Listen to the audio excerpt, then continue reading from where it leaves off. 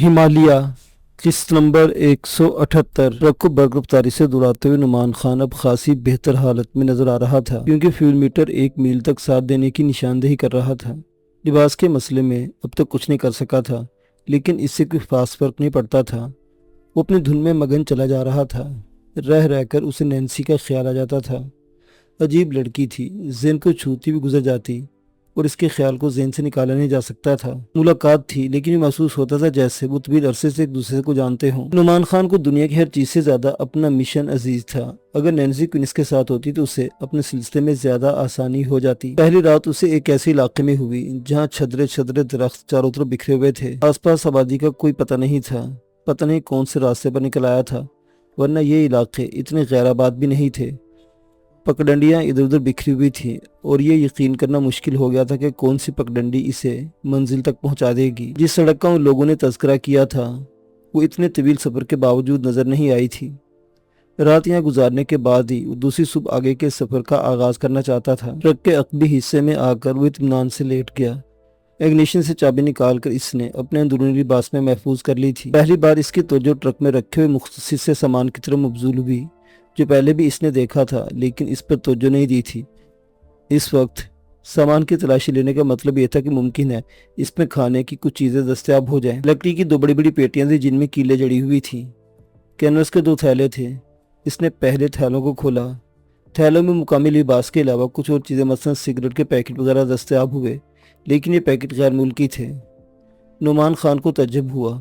उसे वो लोग याद आए जो इस सड़क पर सफ़र कर रहे थे और जो शक्ल से ऐसे नहीं मालूम होते थे कि गैर मुल्की सिगरेट पीते हों। तब नुमान खान के ज़हन में एक और ख्याल उभरा और दूसरे लम्हे वो लकड़ी की पेटों की जानिब तवज्जो कर गया। इसने कोशिश करके पेटों के तख्ते उठाए और अंदर रखी चीज़ों को देखने लगा। दूसरे लम्हे इसकी आंखें हैरत से फैल गई। पेटियों में रखे हुए पैकेट में चर्स और कच्ची अफ्यून थी। स्मगलर, उसके जहन ने नारा लगाया। मजीद खतरनाक सूरत हाल पैदा हो गई थी। अगर इस हैसियत में रेंजर ने उसे पकड़ लिया तो एक नई मुसीबत का शिकार हो जाएगा। फिर क्या किया जाए? कि इस ट्रक से छुटकारा हासिल कर लिया जाए या पेटियां उतार कर फेंक दी जाए? जाहिर है उन्हें इस पेटियों से कोई दिलचस्पी नहीं थी। वो सोचता रहा। आखिर इसने यही फैसला किया कि सुबह को रवानगी से पहले इन पेटियों को यहीं कहीं फेंक देगा और इसके बाद आगे बढ़ेगा। स्मगलिंग की लानत से उसे शदीद नफरत थी। न जाने कितना वक्त गुजर गया था। रात का शायद दूसरा पहर था जब दफतन सोते सोते उसकी आंख खुल गई। इसे अपने अतराफ में आहटें महसूस हुई। दूसरे लम्हे से फुर्ती से राइफल उठा ली और ट्रक के पिछले हिस्से में आ गया, लेकिन ये देखकर वो चौंक पड़ा। आने वाले इसके बिल्कुल करीब पहुंच चुके थे। उनकी तादाद 8-10 के करीब थी। तेज रोशनी नुमान खान पड़ी तो नुमान खान ने धाड़ कर कहा, खबरदार, तुम लोग अपने हाथ बुलंद कर लो वरना एक एक को भून कर रख दूंगा। ब्लैक ईगल्स, आगे आने वाले एक शख्स ने मध्यम लहजे में कहा। मैं कहता हूँ तुम बहरे हो, मैं तुम्हें कोड बता रहा हूँ, ब्लैक ईगल्स। नुमान खान एक लम्हे के लिए सोच में डूब गया और दूसरे लम्हे उसके ज़हन ने कुछ फैसले किए। ब्लैक ईगल्स का मतलब क्या है? गोया वो अपना कोड दोहरा रहे हैं और इसके ज़हन में 400 फ्यून की पेटी आ गई। गोया ये इन लोगों में से हो सकते हैं जो इस ट्रक में सफ़र करने वालों से ताल्लुक़ रखते होंगे। अगर नुमान खान इनसे भिड़ने की कोशिश करे तो अव्वल तो ये कोशिश बेमकसद होगी और दूसरा ये कि इनकी तादाद इतनी है कि वो अतराफ में फैलकर नुमान खान को मुसीबतों में गिरफ्तार कर सकते हैं। चुनांचे इसने फौरी तौर पर एक फ़ैसला किया और राइफल झुका दी। गालिबन तुम सो रहे थे, ट्रक पर चढ़ने वाले सबसे पहले आदमी ने कहा। हाँ, मैं मुसलसल सफ़र से थक गया था, लेकिन तुम्हारे दूसरे साथी वो गधे मेरे साथ नहीं आए, नुमान खान ने जवाब दिया। ये अनोखी बात है, हालांकि इस सफ़र के लिए किसी तन्हा आदमी की मौजूदगी मुनासिब नहीं थी। आने वाले ने कहा। वह टार्च की रोशनी पेटियों पर डालकर कहा, माल ले आए हो? हाँ ठीक है, चेक कराओ, इस शख्स ने कहा और नुमान खान खामोशी से आगे बढ़ गया। उसने पेटी का तख्ता हटा दिया था। 3-4 आदमी ट्रक पर चढ़ आए और फिर इसने कहा, लेकिन तुम यहाँ क्यों रुक गए थे? मैंने कहा ना, थक गया था। सुबह के झुटपुटे में दोबारा सफ़र का आगाज़ करने का इरादा रखता था। तुम्हें वैसे ही प्रोग्राम से काफ़ी देर हो चुकी है। क्या तुम्हें इस बात का अंदाज़ा नहीं था कि देर नुकसानदेह भी हो सकती है? मेरा कसूर नहीं है। उन बेवकूफ़ों ने शराब पी ली थी। उसके बाद इस तरह गुल बड़ा मचाया और आपस में लड़ पड़े कि दोनों ही शदीद ज़ख्मी हो गए। मजबूरन मैंने इन्हें वापस भिजवा दिया। किस तरह वापस गए वो लोग? हमारे साथ एक मोटरसाइकिल भी थी, नुमान खान ने होशियारी से जवाब दिया। उसे सूरत हाल का काफ़ी हद तक अंदाज़ा हो चुका था। वैसे भी पढ़ा लिखा आदमी था और दूसरे कबायलियों की तरह सीधा साधा नहीं था, बल्कि यूरोप में और दुनिया के दूसरे ममालिक में इसने स्मगलिंग का तरीकाकार देखा था। उसे अंदाज़ा हो चुका था कि कम अज़ कम ये लोग उन लोगों से वाकिफ़ नहीं है। یقیناً اسمگلروں کا کوئی گروہ ہے جو بلیک ایگلز کے نام سے مشہور ہے اور منشیات کی تجارت کرتا ہے، لیکن اس وقت ان چکروں میں پڑنا نعمان خان کے لیے بالکل ممکن نہیں تھا۔ وہ صرف ان لوگوں سے جان چھڑانا چاہتا تھا۔ منشیات کی دوسری پیٹی بھی چیک کی گئی اور انہوں نے پیکٹ نکال کر ٹرک میں ڈھیر کرنا شروع کر دیے۔ اس کے بعد کئی پیکٹ کھولے گئے اور سب سے آگے علی بریلوی مطمئن انداز میں گردن ہلائی پھر بولا، ٹھیک ہے، مال نہایت مناسب ہے، یہ رقم قبول کرو۔ اس نے ایک بریف کیس نعمان خان کی طرف بڑھا دیا، جسے نعمان خان نے متحیرانہ انداز میں اپنے ہاتھ میں لے لیا۔ رات کی تاریکی کی وجہ سے وہ لوگ اس کے چہرے کے تاثرات نہیں دیکھ پائے تھے، ورنہ یقیناً انہیں شبہ ہو جاتا۔ اب تمہارا کیا پروگرام ہے؟ کچھ نہیں، کسی آرام دہ جگہ قیام کرنا چاہتا ہوں، اس کے بعد روانہ ہو جاؤں گا۔ نعمان خان نے اندھیرے میں تیر پھینکا، تو پھر ان لوگوں کے ساتھ چلے جاؤ، یہ تمہیں شہر میں اتار دیں گے، اس کے بعد سارے حالات کو کنٹرول کرنا تمہاری اپنی ذمہ داری ہوگی، اس شخص نے کہا۔ نعمان خان کو یہ لمحات بڑی غنیمت محسوس ہوئے۔ پھر وہ شخص نعمان خان کے حلیے کو دیکھتا بولا، کیا اس حلیے میں تم شہر جاؤ گے؟ یہ حلیہ کیا بنا رکھا ہے تم نے؟ میں نے بتایا تھا نا کہ وہ دونوں شرابی جنہیں اس حرکت کی بدترین سزا ملنے والی ہے آپس میں لڑ پڑے تھے، میں بھی ان کی حماقتوں کا شکار ہو گیا۔ اوہو، یہ تو واقعی مناسب نہیں۔ ٹھہرو، پہلے میں تمہارے لیے لباس کا بندوبست کرتا ہوں، اس نے کہا۔ وہ پھر ٹرک سے نیچے اتر آیا۔ وہ اپنے آدمیوں سے گفتگو کر رہا تھا۔ ایک ایسی جسامت کے شخص نے جو نعمان خان سے پوری طرح مطابقت رکھتا تھا اپنا لباس نعمان خان کو دے دیا، اور نعمان خان نے مسکراتے ہوئے شخص کا شکریہ ادا کیا اور اس کا لباس قبول کر لیا۔ جو ضروری چیزیں اس کے لباس میں تھیں اس نے دوسرے لباس میں محفوظ کر لی تھی۔ تقدیر اس پر مہربان تھی، یہ صورتحال اس کے لیے انتہائی تسلی بخش تھی۔ چنانچہ اس نے ان کا شکریہ ادا کیا اور بریف کیس لے کر ٹرک سے نیچے اتر آیا۔ نیچے 2 جیپیں کھڑی ہوئی تھیں، انہی جیپوں میں یہ لوگ آئے تھے۔ ایک جیپ میں 3 آدمی اس کے ساتھ بیٹھ گئے، اس کے بعد جیپ سٹارٹ ہو کر چل پڑی۔ نعمان خان انتہائی پرسکون تھا، اس نے بریف کیس اپنے گھٹنوں پر رکھا ہوا تھا۔ پتہ نہیں بریف کیس میں کتنی رقم تھی۔ راستے میں اس کے بارے میں اس کے ساتھی نے کہا، تم نے رقم چیک نہیں کی؟ کیوں؟ کیا بلیک ایگلز ناقابل اعتبار ہیں؟ نعمان خان نے بھاری لہجے میں کہا، نہیں، یہ بات نہیں، ہمارے درمیان انتہائی ایماندارانہ طور پر ہر کام انجام پا رہا ہے، دوست کسی کے بارے میں کوئی صحیح بات نہیں کہی جا سکتی۔ مجھے تم لوگوں پر مکمل اعتماد ہے، نعمان خان نے جواب دیا۔ ٹھیک ہے، یہ بتاؤ شہر میں کس جگہ، کسی خاص جگہ جاؤ گے؟ اس کا فیصلہ شہر پہنچ کر ہی کروں گا، نعمان خان نے جواب دیا۔ جیپ برق رفتاری سے ایک سمت دوڑ رہی تھی۔ نعمان خان کو خوشی ہوئی کیونکہ وہ جو سمت اختیار کر چکا تھا اور جس پر وہ ٹرک کو مزید آگے بڑھانا چاہتا تھا وہ اس طرف نہیں جاتی تھی، بلکہ وہ ایک مختلف سمت تھی۔ بلکہ نہ جانے نعمان خان کب تک ان جنگلوں اور پہاڑوں میں بھٹکتا رہتا اگر یہ لوگ نہ مل جاتے۔ تقریباً 1 گھنٹے کے سفر کے بعد جیپ ایک پختہ سڑک پر پہنچ گئی اور نعمان خان نے سکون کی سانس لی۔ شاید وہ اس پگڈنڈی پر راستہ بھول گیا تھا اور راستے پر جو پگڈنڈیاں منتشر ہوئی تھی ان میں سے کوئی ایک پگڈنڈی اس سمت آتی تھی جدھر سے شہر جانے کا راستہ تھا اور جو راستہ ٹرک والوں نے اسے بتایا تھا۔ لیکن نعمان خان اس بات پر تعجب تھا کہ وہ لوگ اس کے نزدیک کیسے پہنچ گئے۔ ممکن ہے اسی پوائنٹ پر انہوں نے اسمگلروں سے ملاقات کا پروگرام بنایا ہو۔ جو کچھ بھی ہوا، نعمان خان کو کم از کم اپنے طور پر بڑی مدد مل گئی تھی۔ مزید 2 گھنٹے سفر کرنے کے بعد وہ شہری حدود میں داخل ہو گئے۔ صبح کا جھٹپٹا نمودار ہو چکا تھا اور آبادیوں کے اطراف میں پھیلے ہوئے کھیتوں میں کسانوں نے اپنا کام شروع کر دیا تھا۔ پھر شہر کی آبادی کی پہلی عمارت کے قریب ان لوگوں نے جیپ روک دی اور ڈرائیو کرنے والے نے نعمان کو مڑ کر دیکھا اور بولا، آپ کو کسی مخصوص مقام پر چھوڑا جائے جناب؟ ہاں، ایسی جگہ جہاں سے مجھے ٹیکسی مل سکے، نعمان خان نے جواب دیا۔ اس شہر میں اجنبی ہو؟ ہاں، پہلی بار آیا ہوں یہاں، نعمان خان نے جواب دیا اور اس شخص نے گردن ہلا دی۔ ان لوگوں کو نعمان خان پر کوئی خاص شک نہیں ہو سکا تھا، جس کا نتیجہ یہی اخذ کیا جا سکتا تھا کہ یہ کام کرنے والے بالکل اجنبی لوگ ہوا کرتے تھے اور اس بات کو قابل حیرت نہیں سمجھا جاتا تھا۔ پتہ نہیں کون لوگ تھے اور نہ جانے کہاں سے چکر چلائے ہوئے تھے۔ نعمان خان اس سلسلے میں سوچتا لیکن اپنے ذہن کو جھٹک دیتا۔ اس وقت ان معاملات میں پڑنے کا موقع نہیں تھا۔ ایک بھری پلی سڑک پر جہاں ابھی پوری طرح زندگی رواں نہیں ہوئی تھی، نعمان خان نے جیپ رکوائی اور نیچے اتر آیا۔ ان تینوں نے اسے گرم جوشی سے مصافحہ کیا تھا۔ نعمان خان نے مسکراتے ہوئے الوداع کہا اور جیپ ایک طرف بڑھ گئی۔ وہ اپنی جگہ کھڑا ادھر ادھر دیکھتا رہا، پھر وہ ایک سمت اختیار کر کے چل پڑا۔ وہ اس شہر کے نام کے بارے میں معلومات حاصل کرنا چاہتا تھا، ان لوگوں سے بھی بات پوچھ سکتا تھا، لیکن اتنا زیادہ آگے بڑھنا اس نے مناسب نہیں سمجھا۔ کم از کم منشیات کے اسمگلر کو یہ بات تو معلوم ہونی چاہیے تھی کہ اطراف میں سب سے پہلے کون سا بڑا شہر مل سکتا ہے۔ चुनाचे वो लोग इसकी जानिब से मशकूक हो सकते थे। थोड़ी दूर चलने के बाद एक दुकान के साइन बोर्ड पर उसे शहर का नाम भी नजर आ गया और नुमान खान का दिल मुसर्रत से धड़कने लगा। वो अपनी मंजिल पर पहुंच गया था। दिलचस्प बात यह थी कि जिन मसाइब से गुजरने के बाद वो यहाँ तक आया था, उन्होंने इसके पास एक फूटी कौड़ी भी न छोड़ी थी। सब कुछ रास्ते की नज़र हो गया था। चुनांचे इन हालात में इस शहर पहुंचने के बाद उसे जो मुश्किलात दरपेश आ सकती थी, उनमें सबसे बड़ी मुश्किल करेंसी की गैर मौजूदगी थी। लेकिन करेंसी यकीनन इस बैग में काफ़ी मौजूद थी। नुमान खान किसी टैक्सी की तलाश में इधर नज़र दौड़ाने लगा और थोड़ी देर के बाद इसे गुजरती हुई टैक्सी मिल गई। टैक्सी ड्राइवर चादर ओढ़े स्टीयरिंग में बैठा ड्राइव कर रहा था। इशारे पर इसके करीब रुक गया और नुमान खान पिछला दरवाज़ा खोल कर अंदर बैठ गया। इसने मकामी ज़ुबान में किसी उम्दा से होटल में चलने के लिए कहा और थोड़ी देर के बाद टैक्सी एक शानदार होटल के कंपाउंड में दाखिल हो गई। होटल की इमारत देखकर नुमान खान को अंदाज़ा हो गया था कि वो अपनी तर्ज का बेहतरीन होटल है, लेकिन इसका लिबास इतना उम्दा नहीं था कि इस जैसे होटल में क़याम कर सके। मज़ीद और कोई कार्रवाई इस वक्त मुमकिन नहीं थी, चूँकि सुबह ही सुबह दुकानें नहीं खुली थी और नुमान खान बाज़ारों के बारे में कुछ भी नहीं जानता था। जैसे तैसे भी हो सका वो होटल के काउंटर पर पहुँच गया। मकामी आदमी ही काउंटर पर मौजूद था। नुमान खान ने इस अंग्रेज़ी में एक कमरा तलब किया। इसका लिबास और हुलिया देखकर तो कोई भी इसे मामूली आदमी समझ सकता था, लेकिन इसके लहजे की शाइस्तगी ने काउंटर पर बैठे हुए शख्स को मुअद्दिब कर दिया और इब्तदाई कार्रवाई के बाद कमरा इसे फराहम कर दिया गया। अपने कमरे में पहुंचकर नुमान खान ने सबसे पहला काम यही किया कि ब्रीफकेस खोलकर इसमें मौजूद करेंसी देखी।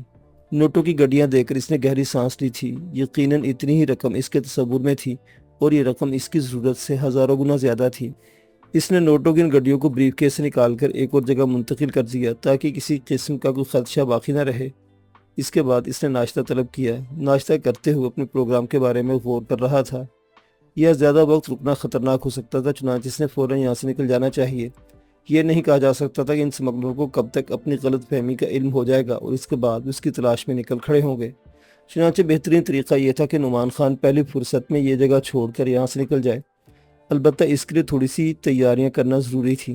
चुनांचे वो तकरीबन 10:30-11 बजे तक बैठा इस तरह वक्त का इंतज़ार करता रहा। जब इसे यकीन हो गया कि अब मकामी बाजार वगैरह खुल चुके होंगे तो वो होटल से बाहर निकल आया। काउंटर पर पहुंचकर इसने अपने क़याम की अदायगी की, लेकिन इसे यही कहा था कि वो होटल छोड़कर जा रहा है।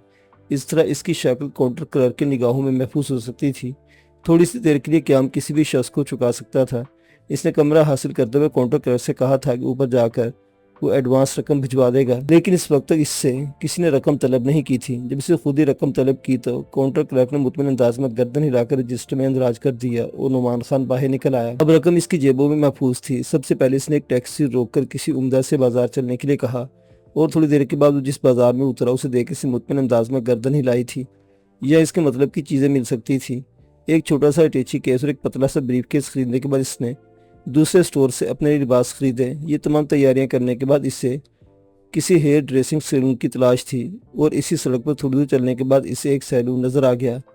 सबसे पहले इसने बाल तिरछवाए, शेव करवाई। इसके बाद बाथरूम में जाकर गर्म पानी से गुस्ल किया और गुस्ल ने गोया इसमें एक नई जिंदगी फूंक दी। थोड़ी दूर के बाद वो जब सैलून से बरामद हुआ तो कोई नहीं कह सकता था कि जो शख्स अभी थोड़ी देर कबल अंदर दाखिल हुआ था वही वापस आया है। लिबास की बेहतरीन तलाश गोया इसके जिस्म को सामने रखकर की गई थी। बेदाग कमीज और फिर टाई हाथ में ब्रीफकेस लिए वो सैलून के बैरूनी हिस्से में आया। अदायगी करके वहीं एक मुलाजिम से टैक्सी मंगवाई और मुलाजिम से अपना अटैची केस टैक्सी में रखवाकर स्टेशन चल पड़ा। जब वक्त ज़ाया न करने का फैसला किया था तो अब यहाँ रुकना क्या मायने रखता था। स्टेशन पर रुकने के बाद वो ट्रेनों की आमदोरफ्त का टाइम टेबल देखने लगा। अब से 1 घंटे बाद एक ट्रेन यहाँ से दारुल हुकूमत के लिए रवाना होने वाली थी। नुमान खान को यकीन हो गया था कि इसकी परेशानियों के दिन ख़त्म हो गए हैं और अब वो अपनी मंजिल पर पहुँचने वाला है। हालांकि इसके ज़हन में कोई ख़ास मनसूबाबंदी नहीं थी कि किस तरह वो अपना मकसद हासिल कर सकेगा, लेकिन मंजिल तक पहुंच जाने का तस्वुर ही इसके लिए इंतहाई खुशगवार था। मतलूबा ट्रेन पहुंची तो वो टिकट खरीदकर इसके फर्स्ट क्लास कंपार्टमेंट में जा बैठा। कंपार्टमेंट में चंद ही लोग थे और कोई भी इसकी तरफ मुतवज्जो नहीं था। नुमान खान इत्मीनान से एक सीट पर दराज हो गया। इसने सीट की पुष्ट टिक कर आंखें बंद कर ली थी। बड़े अजीब से एहसासात का शिकार था वो। न जाने कितनी देर इस सफर में गुजरी। ट्रेन अब वीरान जंगल में दौड़ रही थी। दफतन किसी इसके करीब आकर कहा, माफ़ कीजिएगा, मैं आपको डिस्टर्ब करते हुए शर्मिंदा हूँ। नुमान खान ने निगाहें उठाकर ऊपर देखा तो बुरी तरह चौंक पड़ा। एक लम्हे के लिए इसके आसाब झुंझुना कर रह गए। इसकी आवाज़ पर तो इसने गौर नहीं किया था, लेकिन ये चेहरा वो सब्ज रंग के स्कर्ट और सफ़ेद बालों में मलबूस थी। बाल उम्दगी से तराशे गए थे। आंखों पर सुनहरी फ्रेम की ऐनक थी। لڑکی نے شاید اس کی کیفیت پر توجہ نہیں دی تھی، لیکن نعمان خان اسے اچھی طرح پہچان چکا تھا۔ وہ نینسی کوئن ہی تھی۔ اگر اجازت ہو تو بیٹھ جاؤں، وہ بولے اور نعمان خان نے اسے اشارے سے بیٹھنے کے لیے کہا۔ میرا نام پیٹریشیا فائبر ہے، اس نے آہستہ سے کہا۔ جی فرمائیے، میں آپ کی کیا خدمت کر سکتا ہوں؟ آپ نے شاید کمپارٹمنٹ کے ماحول پر نگاہ نہیں دوڑائی، ذرا دیکھیے، ان صاحب کو دیکھیے، موٹی سی توند، شلوار قمیص اور بڑی بڑی مونچھیں، اور دلچسپ بات ہے کہ مسلسل سو رہے ہیں۔ بیٹھے بیٹھے ہلتے تو یہ لگتا ہے جیسے عالم خواب میں کسی گھوڑے پر سواری کر رہے ہوں۔ ملاحظہ فرمائیے، وہ اپنے مخصوص اشارے میں بولے۔ نعمان خان اس کے اشارے کی سمت دیکھنے لگا۔ یہ کوئی دولت مند آدمی تھا۔ بوسکی کے شلوار کرتے میں ملبوس نہایت نفیس قسم کی واسکٹ پہنے ہوئے ضرورت سے زیادہ فربا تھا، اور یہ موٹاپا اسے دنیا مافیا سے بے خبر رکھے ہوئے تھا۔ اور اب ملاحظہ فرمائیے اس جوڑے کو، میرا خیال ہے زندگی کے سب سے کٹھن وقت سے گزر رہا ہے۔ لڑکی نے ایک اور طرف اشارہ کیا اور نعمان خان مسکراتی نگاہوں سے ادھر دیکھنے لگا۔ نینسی کوئن کی شگفتگی کا تو پہلے ہی دل سے قائل ہو گیا تھا، وہ مزاجن ہی ایسی تھی، لیکن یہ دلچسپ بات یہ تھی کہ وہ نعمان خان کو بالکل ہی پہچان نہ سکی تھی۔ ویسے حقیقت بھی تھی کہ نعمان خان نے آئینے میں جس حلیے میں اپنے آپ کو دیکھا تھا، اس کے بعد اپنی اصل شکل دیکھ کر وہ خود بھی شاید پہچان نہ سکتا۔ تھوڑی دیر قبل کا شخص وہی تھا۔ جوڑے کی کیفیت دیکھ کر نعمان خان کو بے اختیار ہنسی آ گئی۔ عورت کی عمر تقریباً 48-39 سال تھی، مرد بھی اسی مناسبت سے 45-46 سال کے قریب ہوگا۔ دونوں کے چہروں پر شدید بیداری چھائی ہوئی تھی۔ مرد آنکھیں بند کیے ہوئے تھا اور وہ کھڑکی سے باہر دیکھ رہی تھی۔ کیا ان لوگوں سے متعارف ہوا جا سکتا ہے؟ وہ بولی۔ کیا عرض کر سکتا ہوں، نعمان خان نے جواب دیا۔ اور اب ذرا ان تیسرے صاحب کو بھی دیکھیں جو شاید پہلی بار فرسٹ کلاس میں سفر کر رہے ہیں۔ نعمان خان نے اس شخص کو بھی دیکھا۔ در حقیقت کوئی بھی قاعدے کا شخص کمپارٹمنٹ میں نظر نہیں آتا تھا۔ تب نینسی کوئن بولی، چنانچہ ایک تنہا سفر کرنے والا اگر بور ہو کر کسی صحیح ساتھی کی تلاش نہ کرے تو پھر کیا کرے؟ آپ نے کیسے اندازہ لگایا کہ میں صحیح ساتھی ہوں؟ کم از کم شکل و صورت سے تو بہتر ہیں آپ، اور پھر ان لوگوں کی طرح کسی بے تکے پن کا شکار بھی نہیں۔ بس میں اسی لیے آپ کے نزدیک پہنچ گئی۔ اب آپ یہ پوچھیں گے کہ کیا تنہا اور خاموشی سے سفر نہیں کیا جا سکتا، تو میں کہوں گی بے شک کیا جا سکتا ہے، اور خاص طور سے ایسے حالات میں جو اس وقت کمپارٹمنٹ میں موجود ہیں۔ لیکن انسان پر کچھ دوسرے مصائب بھی ٹوٹتے رہتے ہیں۔ کیا مطلب؟ کہ آپ کسی مصیبت کا شکار ہیں؟ ہاں، میں ذرا جدید قسم کی بھکارن ہوں، اس نے جواب دیا۔ خوب، واقعی آپ کو جدید قسم کی بھکارن کہا جا سکتا ہے۔ آپ کی آواز نہ جانے کیوں کان آشنا سی لگتی ہے، وہ پرخیال انداز میں بولی۔ اب آپ میرے چہرے کی تعریف کریں، میرا قد و قامت، میری جسامت اور میرا خوبصورت لباس، کیا خیال آپ کا اس بارے میں؟ نعمان خان نے برجستہ لہجے میں کہا، اور لڑکی چونکے سے دیکھنے لگی۔ گڈ، ویری گڈ، مزہ آ گیا۔ آپ یقین کریں، بیجا تعریف نہیں کر رہی آپ کی، اس شگفتگی نے دل خوش کر دیا ہے۔ دراصل میں زندگی میں شگفتگی کی قائل ہوں۔ انسان اگر اپنے چہرے کو گھمبیر بنا رکھے تو کچھ عرصے کے بعد اس کے چہرے پر نحوست برسنے لگتی ہے، اور پھر کوئی بھی اس کی طرف متوجہ نہیں ہوتا۔ زندگی کی گاڑی کو خوبصورتی سے آگے بڑھانے کے لیے طبیعتوں میں شگفتگی کتنی ضروری ہے، آپ کو یقیناً اندازہ ہوگا مسٹر۔ ہاں کیوں نہیں، اس نے جواب دیا۔ مسٹر پر رک جانے کا مطلب یہ تھا کہ میں آپ سے آپ کا نام پوچھنا چاہتی ہوں۔ جانے دیجئے، آپ نے اپنا نام بتا دیا کافی ہے، نعمان خان نے جواب دیا۔ کیا مطلب؟ کیا مجھ سے اپنا تعارف نہیں کرائیں گے؟ کرا دوں گا، ابھی جلدی بھی کیا ہے، نعمان خان نے جواب دیا۔ اگر یہ بات شگفتگی کے زمرے میں آتی ہے تو معاف کیجیے گا، میں اسے تسلیم نہیں کرتی۔ میں نے کہا نا، میرے بارے میں پوچھنے سے پہلے آپ صرف اپنے بارے میں بتائیے، کن مصائب کے شکار ہو گئی ہیں آپ؟ او اچھا، آپ تشویش میں مبتلا ہو گئے۔ بہرطور یہ بات تشویش کی ہے۔ اگر کوئی کسی سے یہ کہے کہ میں ایک ماڈرن بھکارن ہوں، اور وہ بھی ایک لڑکی، تو سامنے والے کے پاس اگر خاطر خواہ رقم نہیں ہے تو اسے تشویش کا شکار ہونا ہی چاہیے۔ لڑکی بولی، اور نعمان خان پھر مسکرا پڑا۔ آپ بہت اچھی گفتگو کر لیتی ہیں، اس کا اعتراف مجھے بہت پہلے سے ہے۔ جی، وہ چونک کر بولی، میرا مطلب ہے جب سے آپ میرے سامنے آئی ہیں، نعمان خان نے جواب دیا۔ میں اپنی اس گفتگو کو اس سے بھی زیادہ شگفتہ کر سکتی ہوں، اور یہ بھی کہہ سکتی ہوں کہ آپ سے کہ اگر ہم شرافت اور انسانیت کی حدود کے اندر رہ کر مسلسل ہم سفر بنے رہے تو میں آپ کو ایک لمحے کے لیے بھی بوریت کے شکار نہ ہونے دوں گی۔ لیکن اس سے پہلے میرے ذہن سے وہ تقدر دور کرنے کی ضرورت ہے جس کی وجہ سے میں شدید الجھنوں کا شکار ہوں۔ پوچھ تو رہا ہوں آپ سے، آپ بتانے میں خود ہی گریز کر رہی ہیں۔ ماڈرن بھکاری، میں نے اپنے بارے میں غلط نہیں کہا تھا۔ اب دیکھیں نہ تو میرا لباس ایسا ہے کہ میں آپ کے سامنے دستے سوال دراز کر سکوں، نہ ہی میرا حلیہ اور شاید میری گفتگو بھی نہیں، لیکن اس کے باوجود اس وقت جو میں اٹھ کر آپ کے پاس آئی ہوں، اور میں نے آپ سے کہا ہے کہ یہاں کے ماحول میں مجھے کوئی سلیقے کا آدمی نظر نہیں آیا، تو اس کی پس پردہ وجوہات بھی ہیں۔ مثلاً یہ کہ میرے پاس ایک پیسہ بھی نہیں، میں نے ٹکٹ تک نہیں خریدا، لیکن چونکہ ہمیشہ جب بھی ٹرین سے سفر کیا ہے فرسٹ کلاس میں کیا ہے، اور پھر تھرڈ کلاس کمپارٹمنٹ میں، تو ایسے لوگ ملتے بھی نہیں جو کسی کا ٹکٹ خرید کر اسے کچھ رقم بطور قرض دے سکے۔ چنانچہ میں نے سوچا کہ اپنی پوزیشن خراب کرنے سے کیا فائدہ، کم از کم فرسٹ کلاس میں سفر کرتے ہوئے پکڑی گئی تو یہ منافع ہوگا کہ بات صرف چند روپوں کی نہیں تھی بلکہ ایک اچھی خاصی رقم تھی۔ تھرڈ کلاس میں سفر کرتے ہوئے پکڑے جانے کا مطلب یہ ہے کہ گورنمنٹ کو فائدہ اور پکڑے جانے والے کو نقصان۔ کیا خیال ہے آپ کا؟ آپ نے ٹکٹ نہیں خریدا؟ ہاں، پیسے ہی نہیں تھے، اس نے جواب دیا۔ تو اس کے لیے فکر مند نہ ہو، جب ٹکٹ چیکر آئے گا تو آپ کی ٹکٹ کی رقم ادا کر دی جائے گی۔ دیکھیں مسٹر، زندگی نے ایک ہی بات سکھائی ہے مجھے، لڑکی بولی۔ کیا؟ یہ کہ دنیا کا ہر شخص بہت شریف ہوتا ہے، لیکن بعض اوقات اس سے کوئی غلطی ہو ہی جاتی ہے۔ یہ بھی ممکن ہے کہ آپ کی منزل مختصر ہو، آپ یہ بات بھول جائیں کہ آپ نے مجھے ٹکٹ خرید کر دینے کا وعدہ کیا ہے، یا پھر یہ بھی کہ ممکن ہے آپ وقتی طور پر مجھ سے گفتگو کر کے میری تمام قیمتی گفتگو کو منافع میں رکھ لینا چاہتے ہوں۔ اس کے بعد جب ٹکٹ چیکر آئے تو آپ صاف گوئی سے معذرت کر لیں۔ دیکھیے نا، ہر چیز ممکن ہے، وہ بولی، اور نعمان خان ہنس پڑا۔ اس نے جیب میں ہاتھ ڈال کر کچھ نوٹ اندر ہی اندر نکالے۔ اچھی خاصی تعداد تھی ان کی، اور پھر گنے بغیر اس نے انہیں لڑکی کے حوالے کر دیا۔ کہ واقعی میں لے لوں؟ متحیرانہ انداز میں بولی، اور نعمان خان ہنس پڑا۔ میرا خیال ہے نوٹ پر ہمارے درمیان بہت زیادہ گفتگو مناسب نہیں ہوگی، برائے کرم انہیں رکھ لیجئے۔ بہت بہت شکریہ۔ لڑکی نے نوٹ لے کر اطمینان سے اندرونی لباس میں رکھ لیے۔ یہ دنیا کا سب سے عجیب کاغذ ہے، جس کی کیمیائی خواص کچھ نہیں ہوتے، لیکن جس کا لمس ذہن و دل کو انوکھی فرحت بخشتا ہے۔ اس نے آنکھیں بند کر کے گہری سانس لیتے ہوئے کہا۔ کون سا کاغذ؟ نعمان خان نے پوچھا۔ جو نوٹ میں استعمال ہوتا ہے۔ آپ یقین کریں، باتیں کر رہی تھی آپ سے، لیکن ذہن الجھن کا شکار تھا کہ پتہ نہیں آپ میری باتوں سے متاثر ہوں گے یا نہیں، پتہ نہیں آپ کے پاس زائد رقم موجود ہوگی یا نہیں۔ اب آپ پرسکون ہیں؟ بالکل، آپ کا شکریہ۔ نام نہیں بتائیں گے اپنا؟ ایڈورڈ ہفتم، نعمان خان نے مسکراتے ہوئے کہا۔ اب آپ جوابی دلچسپ گفتگو کر رہے ہیں، جس پر میں آنکھیں بند کر کے اس لیے سنوں گی کہ آپ نے مجھ پر احسان کیا ہے۔ آنکھیں کیوں بند کرو گے؟ اس کا اندازہ آپ خود لگا لیں، آپ ہی بتا دیں۔ نعمان خان بولا۔ اس لیے کہ آنکھیں اصل بات بتا دیتی ہیں، معاف کیجیے گا۔ میں اس گفتگو کو مزید دلکش بنا سکتا ہوں، لیکن آپ اس کی متحمل نہ ہو سکیں گی، نعمان خان نے کہا۔ ہو ایک بات دعوے سے کہہ سکتی ہوں، آپ بالکل شریف آدمی ہیں، اور جو کسی پر احسان کرتے ہیں وہ کم ظرف نہیں ہوتا۔ میرا مطلب ہے آپ کی گفتگو میں رومانیت کہیں نہیں ہوگی۔ ویسے بھی میرے 6 بچے اب بڑے ہونے والے ہیں، اور مجھے اپنے شوہر سے بہت پیار ہے، آپ سمجھ رہے ہیں نا؟ کیا کہہ سکتا ہوں؟ نعمان خان نے شانے ہلائے۔